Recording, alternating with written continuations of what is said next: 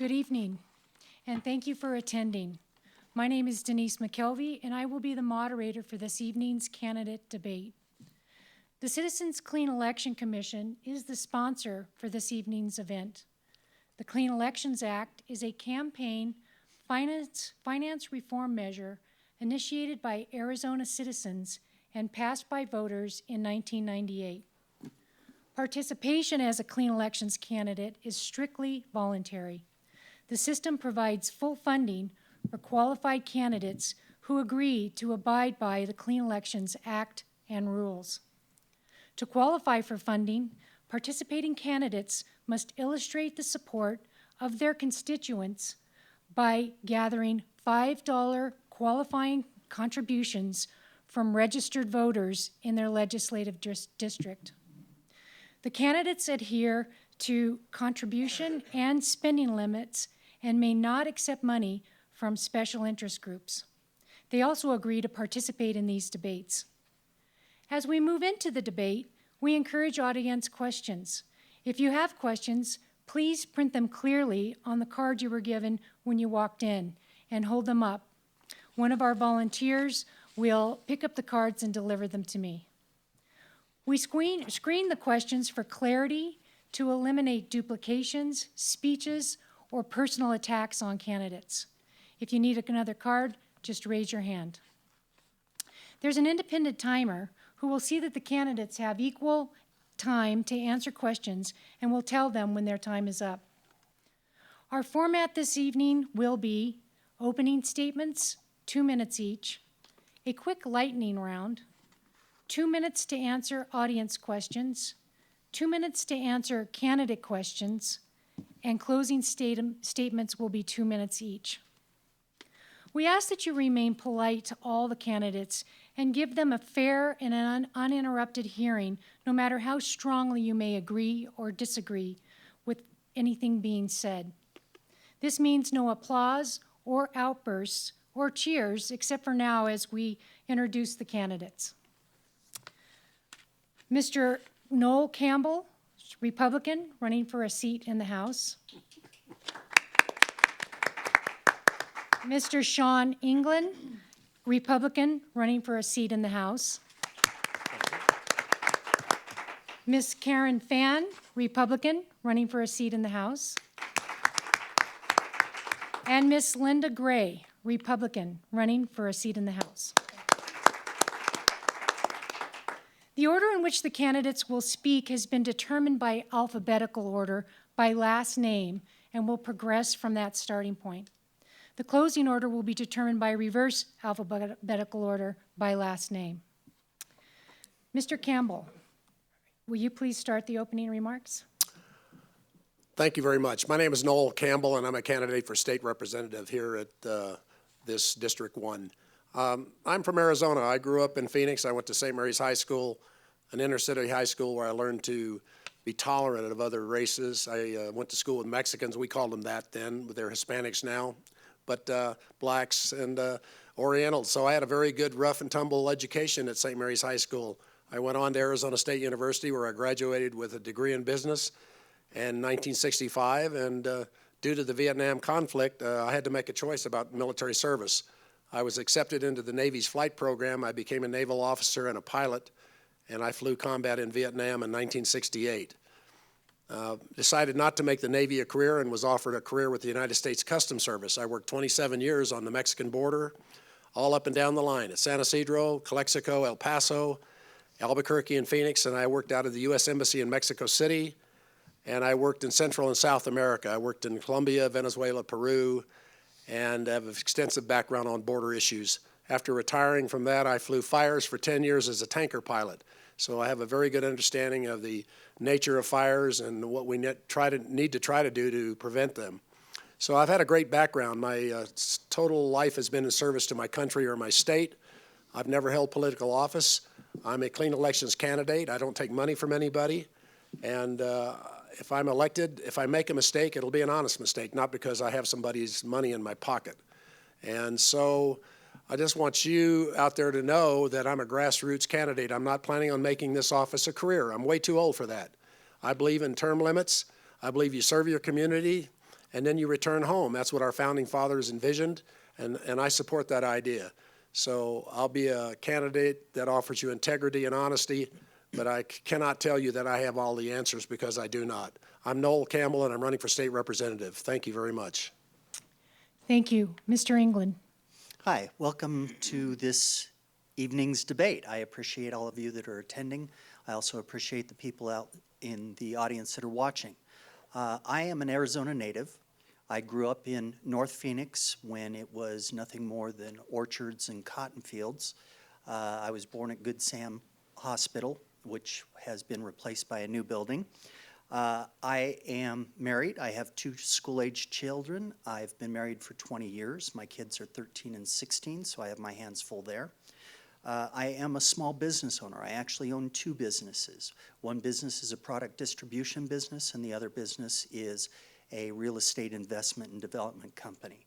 I have worked in the title insurance business for over 20 years, spent the last 14 years running my family's horse ranch, and all of that has been in rural Arizona. I live in Cave Creek, Arizona. I am thoroughly invested in the schools since my children are school-aged kids, and I support higher education, high-quality education to turn out proper student quality for our businesses and to attract new businesses. I am a very pro-business candidate. I believe anything that we can do to make Arizona a more business-friendly environment and capture some of the exodus that's occurring in California, I think we ought to do. Business is important for the state, not only for the economy, but for our standing in the country. If we attract high-quality, high-paying jobs, we'll attract businesses from throughout the country. We've got an awesome biosciences complex in downtown Phoenix that's going to give at least one of my children who's going into biomedical engineering an opportunity to stay in the state. And that's what I wish for my children. I wish for my children to grow up in this state and retire in this state since we've got a very good base. Thank you very much. I'm Sean England. I'm running for state representative. Thank you. Ms. Fan. Thank you, and thank you all for coming tonight. I am Karen Fan, and I am one of your current state legislators. I am running for my 3rd term. I also am the chairman of the Transportation Committee. I also serve on the Energy, Environment, and Natural Resource, and the Water and Agricultural Committees as well. If I am successful this term in winning, I will be running for a leadership position, Majority Whip. I am a small business owner. I have 40 employees. I am a former Prescott City Council member and vice mayor, and I served 3 terms as the mayor of Chino Valley. During my 4 years in office, we have reduced the budget, balanced the budget, we have increased job growth, we have created more school choice for parents, and we've increased funding for our public education system. I have worked successfully and passed numerous bills, and the bills that I work on are anything from workman's compensation, unemployment reform, anything from privatization of MVD services, school bus safety, state parks. I work on a plethora of items, and I'm successful in getting those programs all passed. I believe in smaller government with local control. I believe that government is the best served by the people at the closest level. I have been honored to receive over 15 legislative awards, including Legislator of the Year from Arizona Chamber of Commerce, Leader of the Year in Public Policy from the Cap Times, Hero of the Taxpayers from Arizonans for Prosperity, Legislative Champion from League of Cities and Towns, and the Golden Apple Award from Arizona Parents for Education. I am endorsed by the Fraternal Order of Police, Cattlemen's Association, Nurses Association, Contractor Associations, and a plethora of other ones. I thank you very much for the trust and confidence that you have placed in me during these last 4 years, and I ask for your vote, and again, ask to move Arizona forward in a prosperous state. Thank you. Ms. Gray. Thank you and welcome. I grew up on a small farm in Missouri, enjoyed 4-H.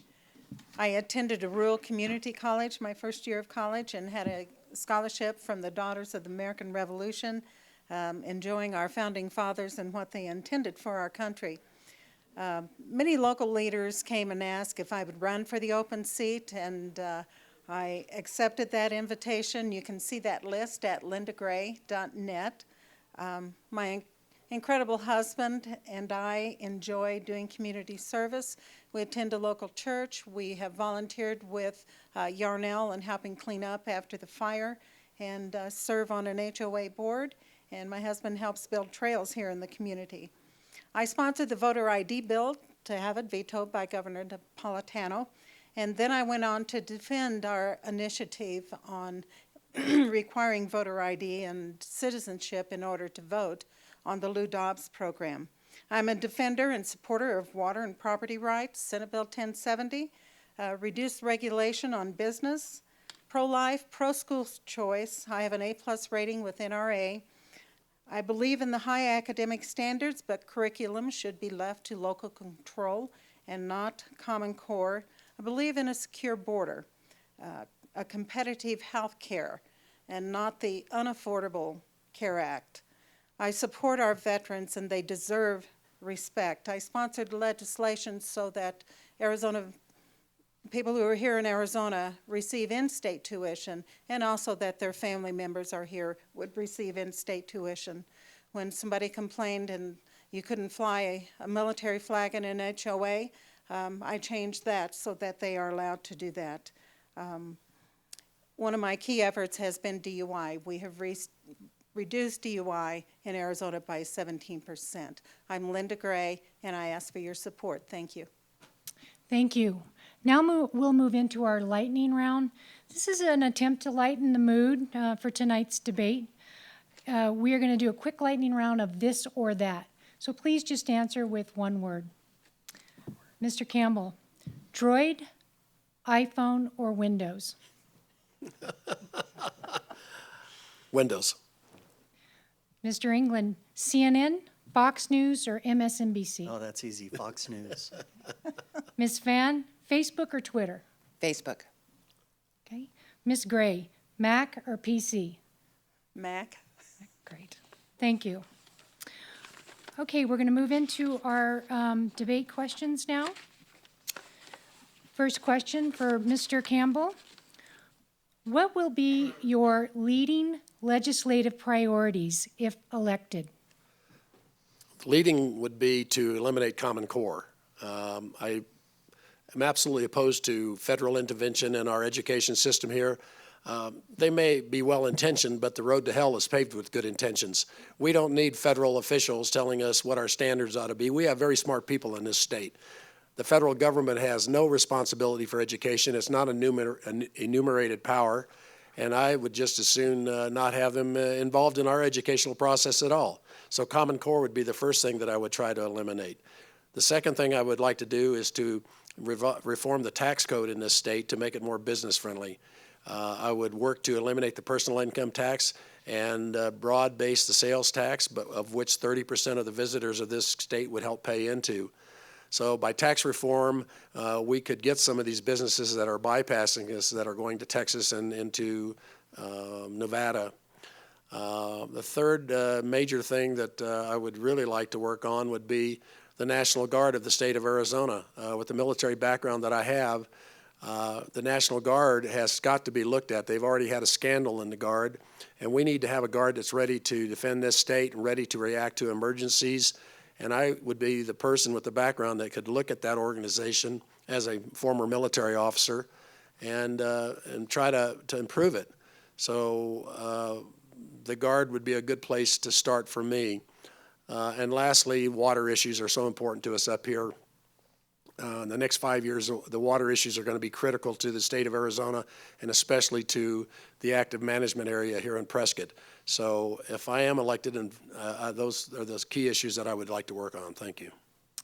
Thank you. Mr. England. One of the first things I'd like to do is I'd like to restore the funding back to our education system. I think that good funding of our schools is very important, not only for our students and giving them higher standards, but I believe that education is the fuel that is the engine that fuels our economy. If we create highly educated students and turn them out into our college environment, give them an opportunity to learn in college very well, and turn them out into society as highly educated students, that will attract new businesses. We've heard over the last decade that the standards that we've been teaching through the AIMS testing program have not been adequate for our students, and we haven't turned out the highest quality students. So we need higher standards for our students. We need local control for our students. We need to be able to give them an opportunity to stay in Arizona, raise a family, and retire here comfortably. The next thing that I would approach is our transportation system. I'm a big proponent of the Highway 11 system. It will connect us with Nevada, since Arizona and Nevada are the only two cities in the country that have more than 1 million people that are not connected by a high transportation corridor. It will not only allow us to improve our trade with Mexico, it will also allow us to complete the first step of the transcontinental north to south transportation corridor, and it'll allow us to have better trade and export our goods up to Nevada.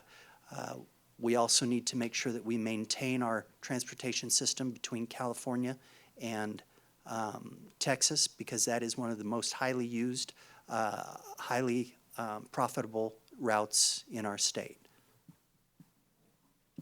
Thank you. Ms. Van? Thank you. I know we're going to overlap on a few of these things here.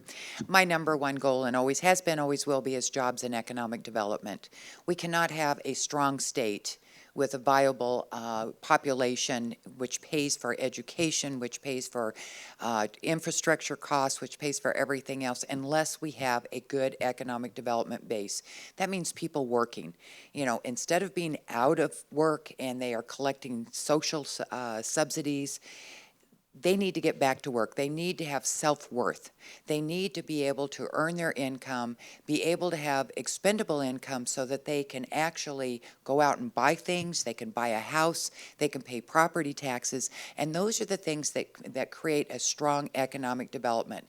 Those are the dollars that come in that actually pay for things like education and healthcare and child welfare and all the other things that we need. If we don't have a prosperous state and prosperous citizens here, we will never, ever be able to take care of the things that need to be taken care of here. I will continue to work on tort reform. I mentioned before, every year I do workman's comp and unemployment reform bills. That is part of that business deal, is to make sure that the programs that are set up are being used by those that truly need it, and not expanding it to something that is costing a lot of money that it was never intended for. Border security is a huge issue. It is becoming even more of an issue now with what we are seeing on a federal level. I think it's extremely important that every state step up and we do everything in our power to make sure that we have a safe country and a safe state. And last but not least, transportation. As chair of the Transportation Committee, that is one of my highlights, is to make sure that we have the infrastructure. As Mr. England said, we need to move those goods. We need to move the people to their work, and we need to move the commodities. And the best way to do that is through a good, strong infrastructure system. Thank you. Ms. Gray? Thank you. One of my top priorities also is the work environment, that we would have a strong economy in order to be able to put more people to work. We can do that by reducing the regulations on business, reducing the heavy corporate property tax, which I have been a part of, and it was up to 25%, and homeowners are 10%.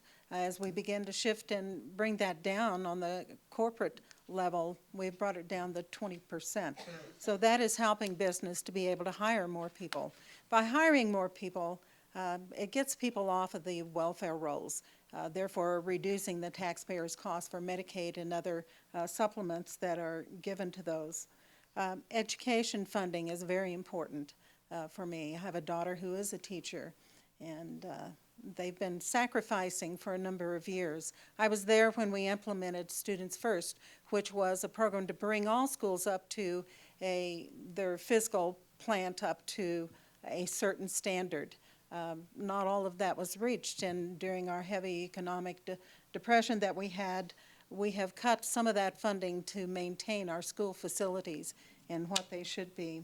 I support a 2+2 program, which I have worked on so that students who are in a rural area are able to get a higher education program, being able to take A+, which we have, but working with the community college where they're in dual enrollment and being able to get some of those credits while they're still in high school. It's move on when ready when these high-achieving students can do that, and it does save the taxpayer. Protecting local control. When the legislature came and said that we want all elections at the same time in November, I heard from rural Arizona saying, no, we don't want that. So I'm there to also support the rural communities. Thank you. Our next question. States east of the Rockies have control, for the most part, of former federal lands. What is your position on this for Arizona? Mr. England. I believe that we should take back our state land from the federal government. I believe that the management of those forest lands are best done by the state. A lot of the forests have been overgrown. We need to go in and we need to cut back the underbrush, provide a good watershed for the state to provide water to Prescott. I believe that that maintaining our forests and our federal land, if we should get that back from the states, would be a benefit to the state as a whole, because we could make sure that the recreation in our federal lands, which should be our state lands, is maintained, and that our fishing streams and our lakes are well maintained. So I actually do believe that we should take them back. Thank you. Ms. Fan? Thank you very much, and I agree also. I believe that we should be taking back a vast majority of it. When Arizona has over 75% of our lands that do not even belong to private people, it belongs to federal and state trust lands, it belongs to reservations, BLM, BIA, everything else. One of the problems we have here that we're constantly complaining about is we have no money to be able to afford things like good education and afford infrastructure and afford a lot of other things. One of that main reasons is because less than 25% of our land is held by private individuals. So we're not getting property taxes. We are not getting commercial development on some of those lands that is generating revenues. It's generating jobs, it's generating income tax, it's generating sales tax and property taxes. That's why other states do so much better than Arizona in some of those categories, is because they don't have the vast amounts of publicly owned lands that we have here. So we need to start selling some of those. In addition to that, we are also talking about the forestry, and we're talking about land management. A lot of those lands are down there on the border. We talk about border security and trying to secure our state. We can't even do that very well, no matter how hard we try, when so much of our federal lands borders the country of Mexico, and we can't even go on that land to be able to build a fence or protect our areas. The trash and everything that is coming across there it's just ruining our state. And I think it's important that we all be allowed to start taking some of those lands back, taking control of that. We can also generate revenues from harvesting some of the overgrown woods through the timber industry, and that all in turn will make Arizona a much stronger state. Thank you. Ms. Gray? Yes, as Karen was saying, 13% is private. That's where we gather our taxes, is from only 13% of that private land for property taxes. 42% of Arizona land is owned by the federal government. That should have been given to the state to go ahead and develop as we saw fit, as we do with the rest of Arizona State Trust land. We would be able to manage our forests better by allowing private industry to come in and help our forests to reduce the fires, instead of the federal government, who seems to do nothing to even help us clean up the lands. As we noticed when we had the Rodeo Chetasky fire, the Native Americans were able to go in and they harvested the wood from the forest, and it's clean, and they haven't had a fire like what other federal land that we don't have control over. So I'm a very big supporter of give us our land as they did the other eastern states so that we can control that. The state trust land, one of the things that they're responsible for, as was set up in our original Constitution, was that as they sell off the land for development, that money goes into education. And it has formed a good base of the interest that goes in every year to help support our education system. So those are some of the things that I think we could do better if Arizona was able to control the federal land. Thank you. Thank you. Mr. Campbell. A little bit of a history lesson here. The reason there's so much federal land out west is because of the Mexican-American War. In 1848, when the United States defeated Mexico, Mexico ceded vast amounts of the western United States to the United States government. So that's why the western lands are federal in such large degree, and east of the Mississippi, they're not. So with that in mind, that's how the federal government took this great portion of land. And I agree with everything that's been said here about giving this land back to the states. I mean, really, I think the state of Arizona would be able to better manage this land, would be able to harvest and clear the forest, make the forest safer, prevent and save water usage that these unattended forests take up. There's just a whole bunch of benefits that could happen if the state of Arizona were to manage its lands. And if we were lucky enough to get these federal lands, we could put it into the land trust, those special choice lands, and use the sale of those trust lands for education. But, you know, we've heard all the good reasons why it should be that Arizona takes back these federal lands. But I'm a little at loss here because I'm not a public official. I've never held office, but I'm asking myself, why hasn't it happened? We have a Republican governor, a Republican Senate, a Republican House, and I don't see any great effort made to press on the federal government. And maybe it's the slowness of the government system, but I'd like to see a little action on this, and I would like to see somebody take the lead in this. And if I'm elected, I'll certainly cast my vote in the area of returning federal lands to the state of Arizona. It's really a no-brainer. It's a win-win for the state, and we really have a right to this land. Our people have a right to it. We all want to use the revenue that we can generate from these new lands to help this state and its economy and its government. Thank you. Thank you. Our next question. What benefits do you see having all candidates utilize clean elections? Ms. Fan. What benefits do I see? I don't see any benefit, to be honest with you.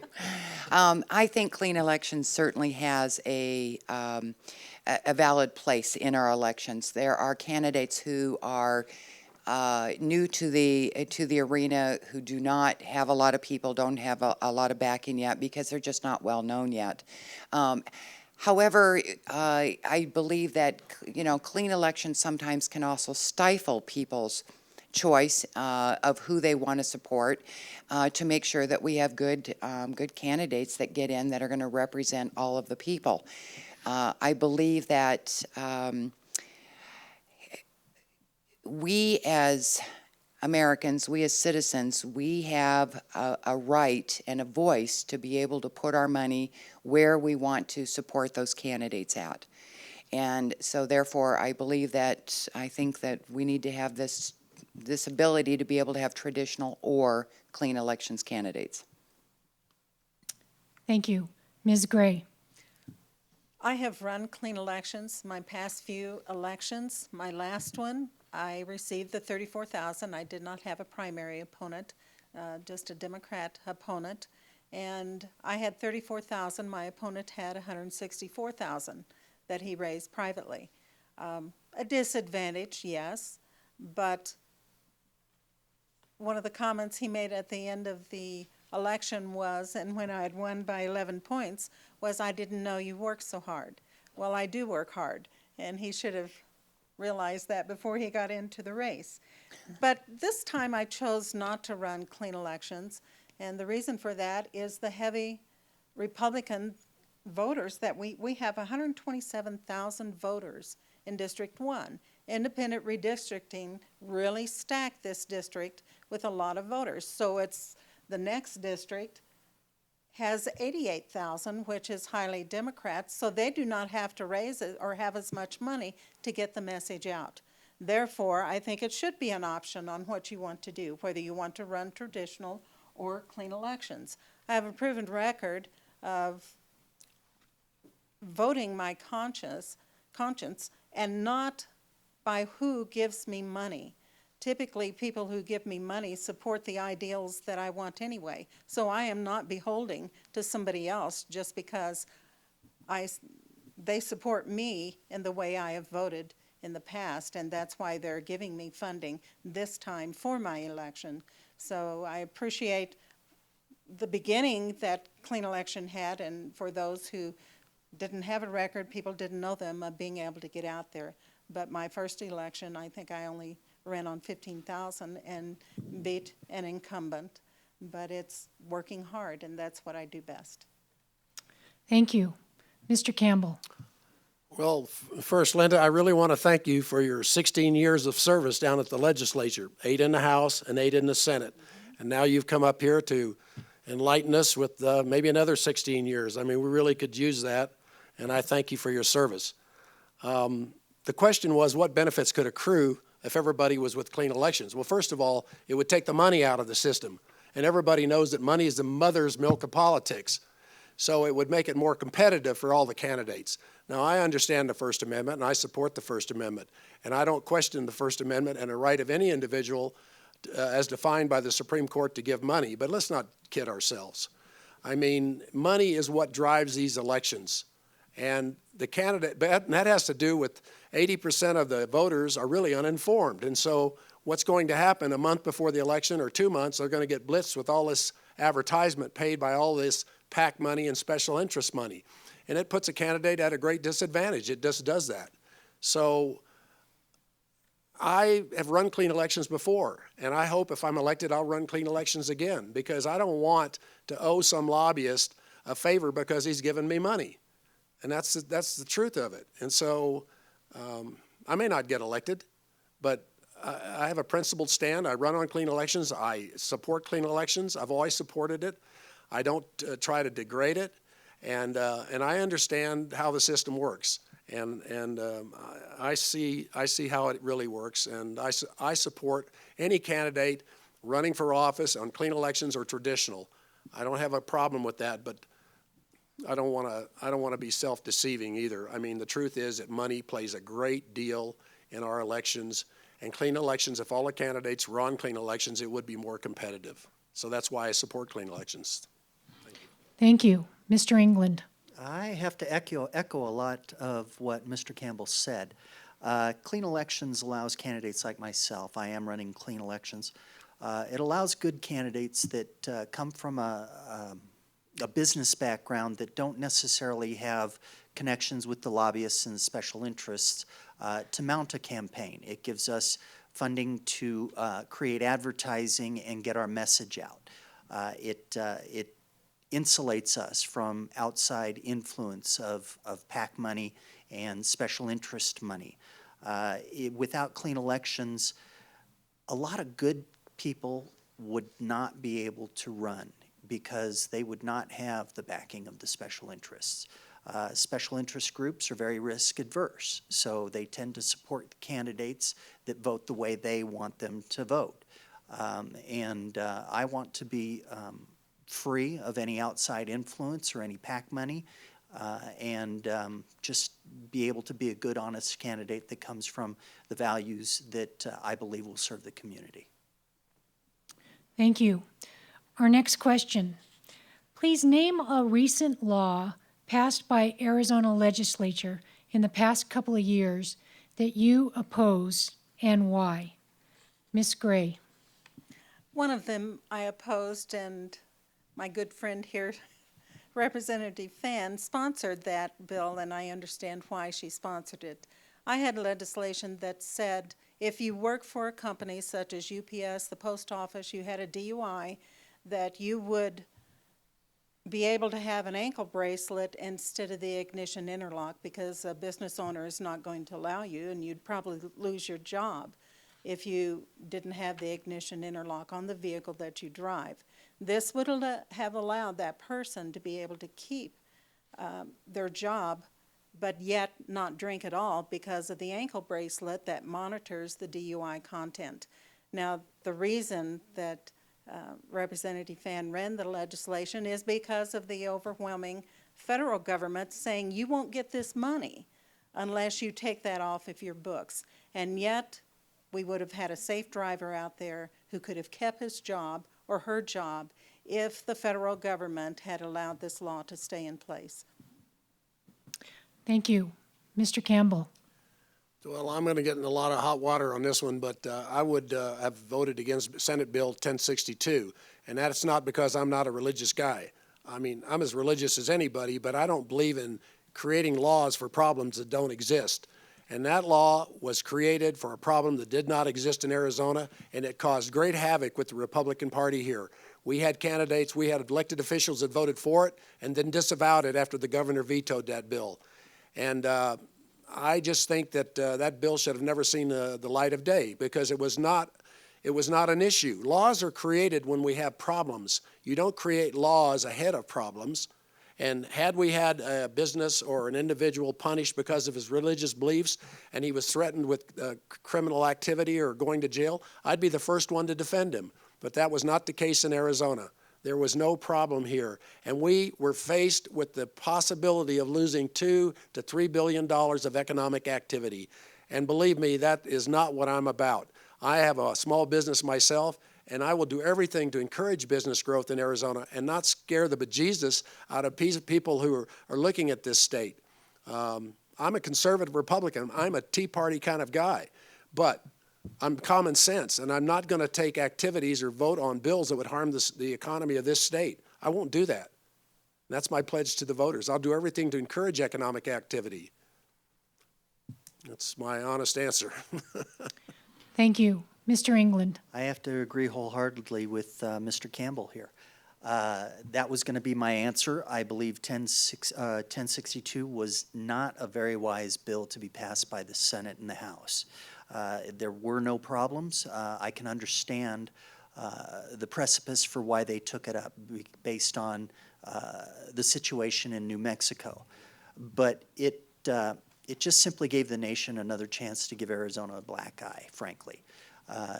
Like Noel said, there were no cases that were involved with Arizona that would have given us the incentive to pass such a bill. It appeared to be a bill that would affect the business community. There was a lot of anger based on the passage of that bill. I believe that every business owner ought to have the right to refuse service under certain circumstances, but I don't think that it should be based on anything other than what would be perceived as bad behavior or disruptive behavior. Religious freedom is a big thing with me. I believe in religious freedom, but I don't believe in alienating a large population or a large segment of the population and perhaps the whole country. So that's what I believe. Thank you. Ms. Fan? Yes, and the top on my list is Medicaid expansion. I oppose Medicaid expansion. I understand that we are in a state, as many other states, we're coming out of a recession, depression, whichever you want to call it. And yes, our coffers have been empty, and we are trying to get those back up. But when we do Medicaid expansion, and granted, it's sure nice having $8 billion waved in front of your nose for the next few years and saying, here, if you implement these programs, we'll give you free money. The reality is that we know that free money runs out. And once we are on the hook, once we take that bait and we commit to something, the federal government doesn't hold up their end of the bargain. They will start reducing. They've already said, we're going to reduce the payments, and we will keep reducing it. And quite honestly, they can't afford to keep giving it to you because they're printing the money now. At some point, the paper's going to run out. So consequently, while it's the intentions are good of giving health care to people by making sure that we have money coming in and supporting some of our hospitals, the long range is it's going to cost us dearly in the future. It is going to cost us in the way of jobs. It's going to cost us in the way of economic development. And it's something that's just never going to end because it's just going to get bigger and bigger. The last one we did when we expanded the proposition to 100% of poverty level, we thought the tobacco tax was going to cover it. It didn't. In 2012, $460 million is coming out of the general fund to pay for that over and above the tobacco tax. That's a lot of money. That money should be going into education. But because everybody underestimated and thought it was going to cover, it's not. And it's taking $500 million out of our general fund. And the same thing is going to happen with the Medicaid expansion in another 4 or 5 years when the federal money starts to run out. Thank you. Next question. Since the Affordable Care Act is now the law, should Arizona establish a marketplace health exchange or continue to let residents purchase health care through the federal exchange? Mr. Campbell. Well, I hope it doesn't remain the law. I hope that when, if and we're fortunate enough to take over the Congress and the executive of the federal government, we can repeal Obamacare. Now, there are good parts to Obamacare. There are certain items such as transportation of your health care, keeping your children on your plan till you're 20. I like that. But the overall program is going to, I believe, bankrupt and raise cost. That's why I don't support it. I don't particularly support anything the federal government gets into in the healthcare field or education field. The people of this state, the people of this country, and the private companies, the health companies, we're pretty smart. We know how to do things. If you look around at the federal government, what it does and doesn't do, look at what's going on right now with the VA. How would we ever have a national healthcare system when you've seen the abysmal conditions at the VA? And I know. I have a friend, I'm a veteran, and I don't use the VA, but my friend waited a year to get a hip operation, and he damn near died from it. So I don't know how to answer your question. I don't prefer either one of those results. I like the system that we had. It's not perfect, but we're not perfect people. It's just not going to work that way. But I think it's more efficient. I think you're going to see shortages. I think you're going to see cost rises. And I think you're going to see people who had their health care and were promised they could keep their health care. They can't keep their health care. And so how are you going to trust this government that can't run a marble shop? I mean, it's just impossible for me to understand why we would go to a system like that. So I really can't answer your question because I don't favor the system. Thank you. Mr. England. My stance is similar to Mr. Campbell's in that I don't like the system. I do not agree with Arizona setting up their own health exchange. I do believe that if people are going to participate in the healthcare exchange, that they should be able to do it on a national level.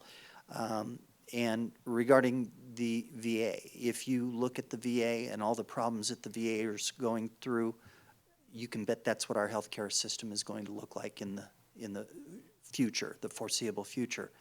And also, if we do go through a federal system, you are going to see the employer mandate come up within the next few months, and people are going to be losing their health care, their company-supported health care, and they're all going to be thrown into the national health care system. And that's going to overburden the system. It's going to create a lot of problems. It's going to create shortages at our hospitals. Our doctors are already retiring because they don't like the system, because of the compensation that's going to be reduced. And I just think it's going to create all sorts of problems. Thank you. Ms. Phan.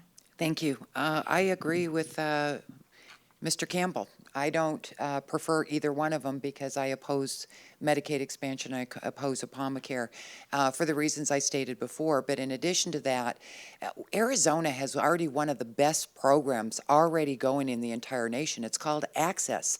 Many other states have all modeled theirs behind Arizona's. And so consequently, we had something perfectly good that is working could be tweaked a little bit better because once again, the federal government, we try and put something in like a minor $10 copay to help people be responsible, to act a little more responsible for those that can afford it, to be able to say they contribute. But the federal government comes back and says, no, you can't even charge a $10 copay. The bottom line is that the states need to take care of their own insurance needs for their own people. They should work with businesses, they should work with the chambers, they should work with everybody else. But anything that has the federal government passing on more and more mandates and more rules, this is not a one-size-fits-all. What works for Arizona may not work for Missouri, or what works for New York City is not going to work for Utah. Let us handle our own health care. Let us take care of our own and get rid of Obamacare. Thank you. Ms. Gray. Also agree with Karen, Representative Fan. Access is one of the model programs throughout the United States. When Prop 204 was put on the ballot, I served on what was called Legislative Council. This council reviewed the language that would go on the ballot, and what we put in there was to notify the public that there would not be enough tobacco settlement money to be able to cover Prop 204 at the 100%. So the initiative organizers went to a judge and said, we don't have that language in there, and asked them to take that information off so the public would not know. Therefore, the public believed there's enough tobacco settlement to cover it. Well, there wasn't. My voting record shows that I did cut during our recession on some of the funding for those Medicaid people. Difficult decisions, but when you don't have the money, you need to do something else, and part of it was to cut back on it. I believe that Arizona can do better, as we have demonstrated with our access program, and would support doing that. I do know that with the Prescott Chamber here, one of the huge burdens on our small business is the healthcare funding. So the federal government has brought this, and I think has really hurt the economy because of this mandate through what I call the Unaffordable Care Act. Thank you. Thank you. At this time, each candidate will have the opportunity to ask a question of their opponent. Before the debate, each candidate drew the name of another candidate, and now we'll have that opportunity to ask a question. The first question will be from Ms. Gray to Ms. Fan. Representative Fan, you're running for Majority Whip. How are you going to get your whip out and bring people back together to hopefully work better together? And so that's one of the jobs of the whip, and how would you do that? Thank you, Ms. Gray. That was very nice of you to ask that question. Yes, I'm running for leadership for a couple of reasons. Number one, if you don't know, 2/3 of the votes down at the House and the Senate come from Maricopa County and Pima County. So I want to make sure that rural Arizona has a voice in leadership down there. Number two, there's a lot of new freshmen that are going to be coming in this session, as they do every 2 years. I want to be a part of that, to be able to bring them on board a little bit quicker. I noticed in my freshman year, it was very difficult trying to find out everything as quickly as possible. So consequently, I want to be the mother hen, if you will, and help bring those guys along and help make sure that they understand the process and help them get their bills. I have been one of the most successful candidates in having bills passed. This year, I had 16 bills passed, which is the highest number of any legislator out down there. And the reason being is because I work with all of my counterparts in the legislative body, but I work on both sides of the aisle. I work on good legislation, and I take that to them and ask them, we're not going to all agree 100%, but I also have a good, successful record of being able to get bills passed and get things done. Thank you. The next question is from Ms. Fan to Mr. Campbell. Okay. Mr. Campbell. Yes. Knowing and understanding that we are limited in Arizona as what we can do with the problems we're having with the children from Guatemala and Ecuador, you have extensive experience in border patrol. What are your suggestions of what we can do as a nation and possibly as a state to solve this problem that's going on? Well, this is a humanitarian crisis that's coming up. It's a children's crusade. I mean, we have 90,000 children in the pipeline coming up here, and that could not happen unless the government of Mexico acquiesced in that process. So if we really want to stop this, our government has to really put some pressure on Mexico. The Mexican government could stop it. They can do what they want to do, but they're pretty much tied in with the corruption and the cartels. I mean, Mexico is somewhat of a failed state, but they do react to pressure from the United States. So if you want to stop this immigration of children coming up, you put pressure on Mexico. Because once these children come up and cross down in the Rio Grande Valley, they give themselves up to the customs officers. And the law, the federal law states that with children, you have to take them into custody. You cannot return them to Mexico because 95% of them are non-Mexicans. They're from Guatemala, Honduras, and different Central American countries. So then we're forced to hold these children and deal with them, and we have to do it in a humane way, but it's got to stop. The United States cannot be a one-way access to this country illegally. And my grandparents came from Italy. I support immigration. I loved working on the border. I travel in Mexico. I love Mexico. I speak Spanish. And I know that the root cause of this immigration problem is the Mexican government or lack of action by the Mexican government. So I remember when Richard Nixon closed the border with Mexico for 2 weeks. That got real results when we had one of our agents killed down there. We got real action on the issues down there that we were concerned about. So we just cannot be a holding pin. We cannot just keep accepting 90,000 and the next year will be another 100,000. Because as long as the present administration's in office, they have sent the word out that if you get here to this country, you can stay here. And that is the truth. It's the only country in the world where that's allowed to happen. Mexico has a very limiting immigration system. So the key to this problem is Mexico. Thank you. Next question will be from Mr. England to Ms. Gray. Ms. Gray, Yes, Sean. thanks for being here today. Now, you heard in my opening statements that I have extensive private sector experience. And what I'd like to know from you is, given the fact that you have a lack of private sector experience, how does that position you in your legislative experience to work on the business climate in Arizona? As I had indicated before, I had supported reducing taxes on business. In the past, I can't remember when I did not, except for my first election, in which I did not receive the NFIB endorsement. My voting record shows that I'm very supportive of business. A multitude of times running, I've had the chamber endorsement. So I do support business because I realize that free economic market that we have had, that our founders developed for our nation, made us so prosperous.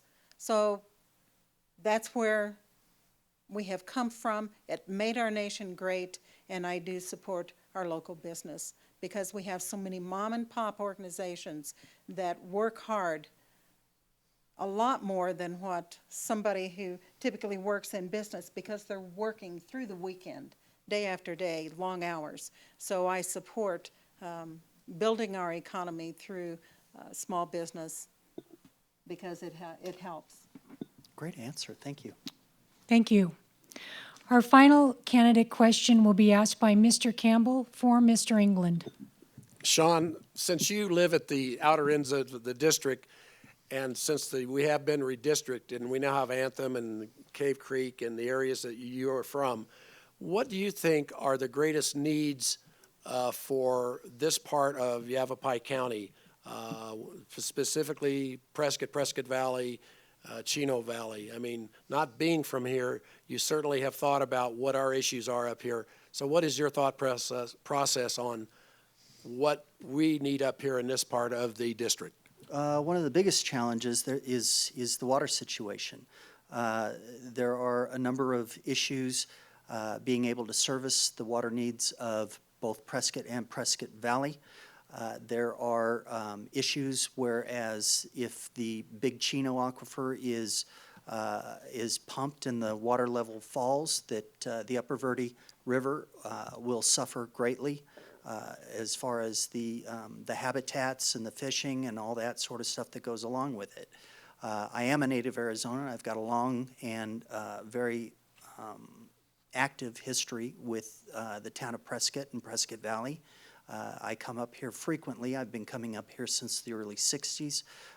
So I've seen the town of Prescott and Prescott Valley grow. Prescott Valley was pretty much non-existent when I first started coming up to Prescott. The rural issues are common throughout Arizona. Access to health care. Now, the fact that Medicaid expansion went through, some of our hospitals here in the rural areas are going to be able to survive. Had it not been for Medicaid expansion, some of the hospitals would have had to start laying off and reducing services to the citizens of our rural communities, Prescott, Prescott Valley. So I'm extremely knowledgeable about the issues that face rural Arizona, and I appreciate the opportunity to work for the state, work for the county, work for Yavapai County, work for Prescott, and work for our rural communities. Thank you. We will now begin our closing statements. The first closing statement will be given by Ms. Gray. Thank you. Thank you for coming tonight, and those of you who listen online. The strength of our nation lies with the individual responsibility, dignity of life, and freedoms identified in our Constitution and Bill of Rights. I believe in the free enterprise system, individual initiative and individual responsibility that have brought this nation the opportunity, the economic growth and prosperity we have had since the beginning of our founders. Government must practice fiscal responsibility. Otherwise, we become a slave to the lender. And no, Mr. Campbell, I have no intention of running another 16 years.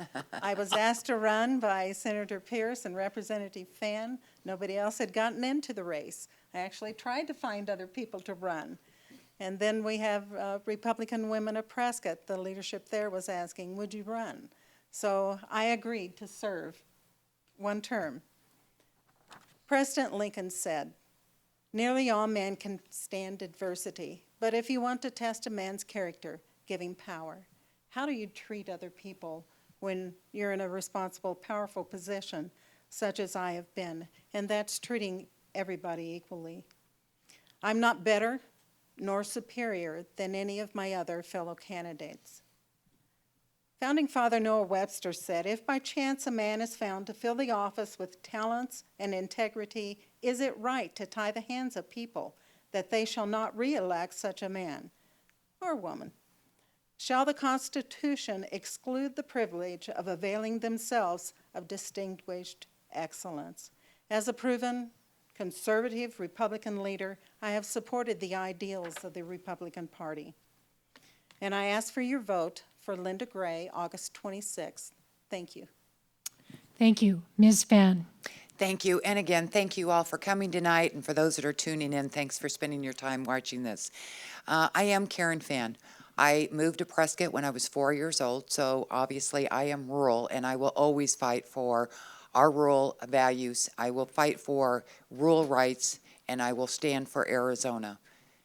As your current representative, I have the reputation down there as being probably one of the hardest working representatives down there. I go in early, and I'm there till 9, 10, 11 o'clock at night, many nights. It's because I do work hard for you. You put your trust in me. You put your confidence in me, and I take that seriously.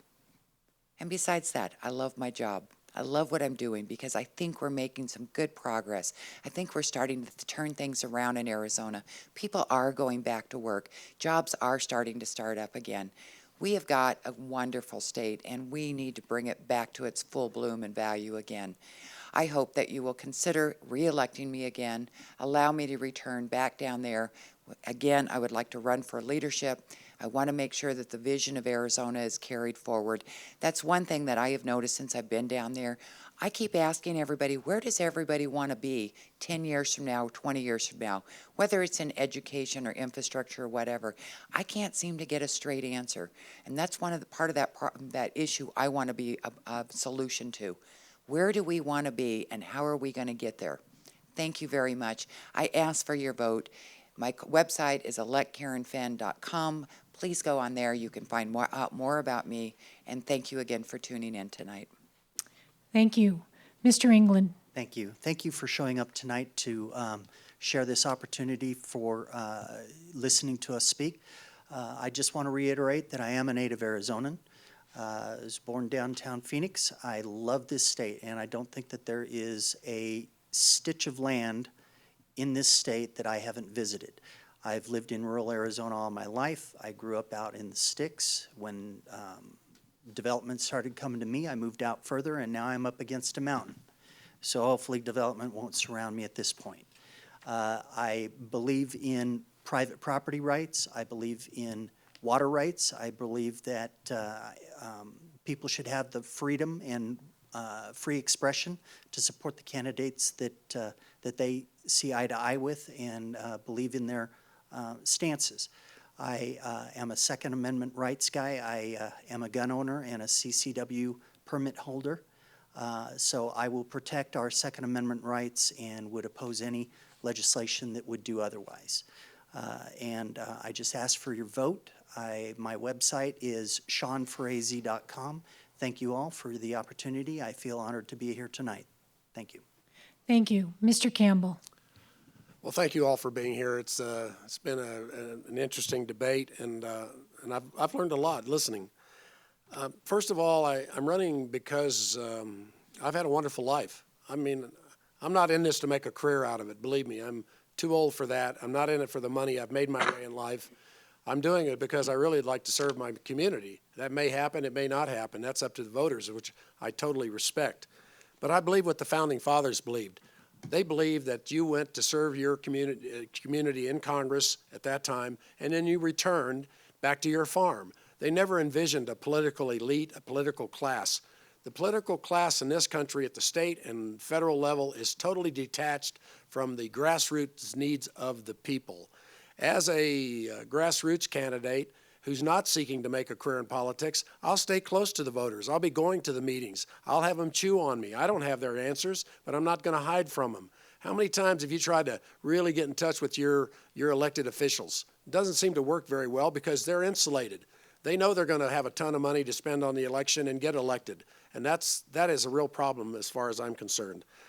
And I have a proven record of service to my country, the nation, the state, and the county. First to the nation, I volunteered to fly combat missions in Vietnam. Nobody forced me to do that. I did that because I had this belief, my nation, right or wrong. I served the state as a firefighter for 10 years. I flew out of the tanker base here in Prescott. And I've served our county by working with World War II veterans. I really like working with these old guys. There are not a lot of them left, and that's the kind of community service I do.